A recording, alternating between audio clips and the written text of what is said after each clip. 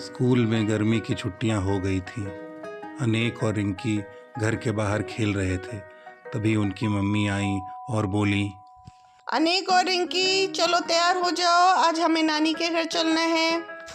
अनेक और रिंकी दौड़े दौड़े घर में आए और मम्मी से बोले, मम्मी, अचानक हमें आज नानी के घर क्यों जाना है? गर्मी की छुट्टियां शुरू हो गई हैं, सोच रहे हैं चलो चल के थोड़ा नाना नानी से मिलाते हैं। ये सुनकर बच्चों की खुशी का ठिकाना न रहा। अपना सामान पैक कर लेते हैं। जल्द ही सबने अपना सामान पैक किया और गाड़ी में बैठकर नाना नानी के घर के लिए निकल पड़े। नाना नानी का घर मध्य प्रदेश के एक सुंदर से गांव में था। यहाँ अधिकांश लोग खेती बाड़ी का कार्य किया करते थे। अनेक और रिंकी जैसे ही नाना नानी के घर पहुँचे, नाना नानी पहले से ही उनके स्वागत के लिए घर से बाहर खड़े थे। नाना नानी अनेक और रिंकी से बोले, आओ बच्चों आओ, दौड़कर हमारे गले लग जाओ।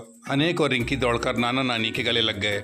नानी ने सभी के लिए स्वादिष्ट पकवान बनाए, जिसे सबने बड़े चाव से खाया। उसके बाद अनेक और रिंकी थोड़ी देर आराम करने चले गए। फिर बच्चे नाना नानी को अपने दोस्तों के स्कूल के बारे में ढेर सारी बातें बताने लगे। ये लो बच्चों, मैंने तुम्हारे लिए पना बनाया है, जो कि तुम्हें गर्मियों में लू लगने से बचाएगा। जिसे पीकर अनेक और रिंकी को बहुत अच्छा लगा। नानी ने आम के पेड़ पर झूला डाला था, जिस पर बच्चे बैठकर बड़े मजे से झूला झूलने लगे।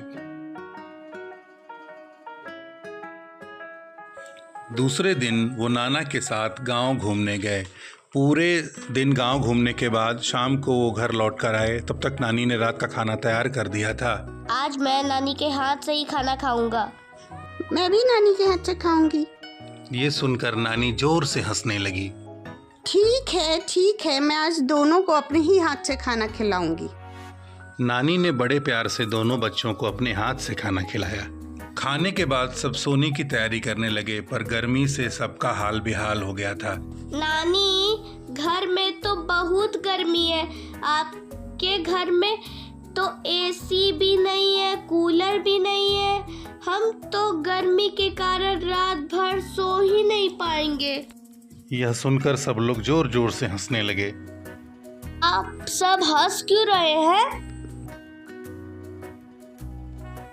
अरे बेटा, ये गांव है, यहाँ एसी और कूलर तो नहीं है, पर यहाँ कुछ ऐसा है जिससे तुम्हें इनकी जरूरत ही नहीं पड़ेगी। नानी ने छत पर बिस्तर बिछाया और लेट गईं। नानी ने बच्चों को ढेर सारी कहानियाँ सुनाईं और इन ढेर सारी कहानियों को सुनते सुनते धीरे धीरे बच्चे सो गए।